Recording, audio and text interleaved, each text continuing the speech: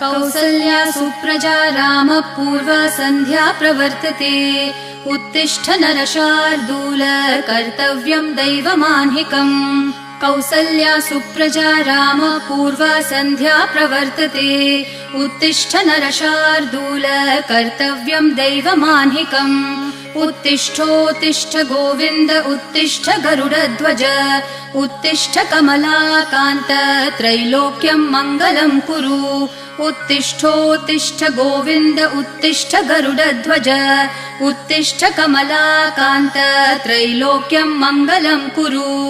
मातः समस्त जगतां मधुकैटभारेः वक्षो विहारिणि मनोहर दिव्यमूर्ते श्रीस्वामिनि श्रितजनप्रियदानशीले श्रीवेङ्कटेश दयिते तव सुप्रभातम्